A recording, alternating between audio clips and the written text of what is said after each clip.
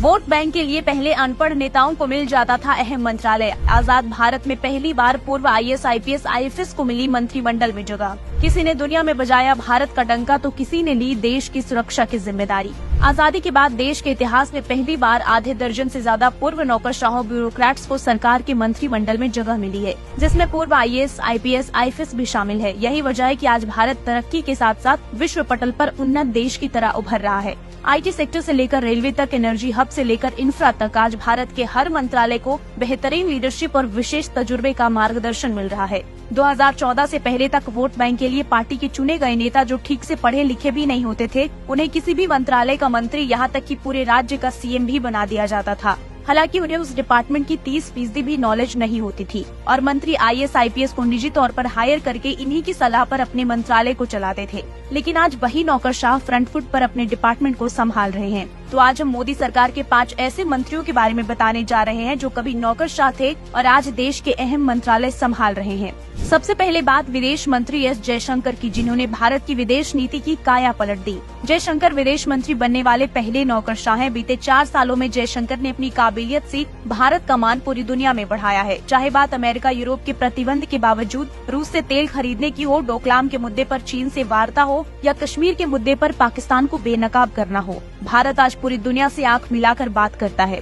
दूसरे नंबर पर है पेट्रोलियम और शहरी विकास मंत्री। विदेश सेवा के पूर्व अधिकारी रह चुके हरदीप सिंह पुरी को लगभग 6 एकड़ में फैले नए संसद भवन के निर्माण का जिम्मा मिला था, जिन्होंने वर्ल्ड क्लास सुविधा, डिजिटल सहित मॉडर्न टच के साथ मात्र 29 महीने में नए संसद भवन को बनवा कर तैयार किया है, जो कि अपने आप में एक रिकॉर्ड है। जहां पहले कोई बिल्डिंग बनवाने के लिए दशकों लग जाते थे, आज नया संसद भवन सरकार के कामकाज के प्रति गंभीर होने का परिणाम है। न सिर्फ रफ्तार से काम, बल्कि क्लीन एनर्जी के क्षेत्र में पेट्रोल डीजल पर निर्भरता कम करने के लिए पुरी ने 20% इथेनॉल ब्लेंडिंग पहल की शुरुआत की, जो कि पेट्रोल डीजल से काफी किफायती और इको फ्रेंडली है। पेट्रोल के साथ एनर्जी के क्षेत्र में भी मोदी सरकार के बिजली और रिन्यूएबल एनर्जी मंत्री RK सिंह झंडे गाड़ रहे हैं। RK सिंह पूर्व गृह सचिव भी रह चुके हैं। आपने देखा होगा कि पिछले कुछ सालों में बिजली की खपत बढ़ रही है। सबसे ज्यादा आबादी होने की वजह से हमें ज्यादा एनर्जी की जरूरत होगी। इसके लिए सरकार ने बिजली और रिन्यूएबल एनर्जी मंत्रालय को एक ऐसे हाथ में दिया है, जिन्होंने विंड पावर के प्रोडक्शन के मामले में भारत को दुनिया का चौथा देश बना दिया। भारत अब solar energy, wind power, biomass जैसे क्लीन एनर्जी से बिजली बना रहा है। 2021 में देश में 40% बिजली रिन्यूएबल एनर्जी रिसोर्सेज से हासिल किया था। पिछले 9 साल में रिन्यूएबल एनर्जी प्रोडक्शन में भारत की क्षमता में बढ़ोतरी विश्व की अन्य बड़ी अर्थव्यवस्थाओं में सबसे तेज है। वो दिन दूर नहीं जब दुनिया कच्चे तेल को छोड़कर भारत से पावर इंपोर्ट करेगी। भारत को आत्मनिर्भर बनाने के साथ साथ उसकी सुरक्षा भी उतनी ही जरूरी है।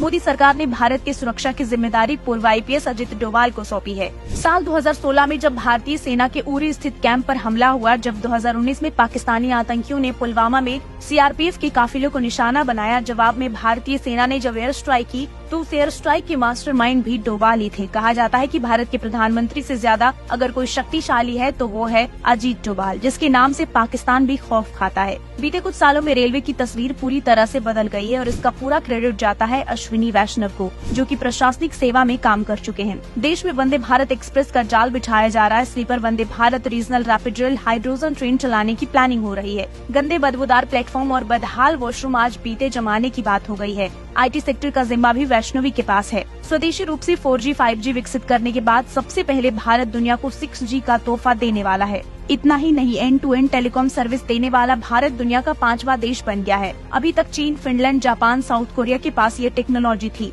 देश में कभी भी टैलेंट की कमी नहीं थी, लेकिन पूर्व सरकारों के राजनीतिक हथकंडे के कारण जो काम आजादी के बाद होने चाहिए थे वो अब पूरे हो रहे हैं। हालांकि देर आए दुरुस्त आए। अपने अपने मंत्रालय में काम कर रहे इन पूर्व नौकरशाहों की काम की तारीफ सिर्फ पक्ष ही नहीं विपक्ष भी करता है। हालांकि अब सवाल ये भी है कि पूर्व नौकरशाह ही क्यों? क्योंकि 20 साल तक सेवा देने के बाद ये ब्यूरोक्रेट्स इतने अनुभवी हो गए होते हैं कि पॉलिसी मेकिंग से इम्प्लीमेंट तक की आइडिया को सही से समझ पाते हैं। नौकरशाहों को सरकार के कामकाज में शामिल करना दिखाता है कि सरकार देश के विकास को लेकर कितनी गंभीर है। सबका साथ सबका विकास के मूल मंत्र के साथ 9 साल पहले सत्ता में आई मोदी सरकार भारत को नया भारत बनाने की दिशा में आगे बढ़ रही है, जिसमें अहम भूमिका निभा रहे हैं ये पूर्व नौकरशाह और देश के काबिल मंत्री। ब्यूरो रिपोर्ट, एक भारत न्यूज।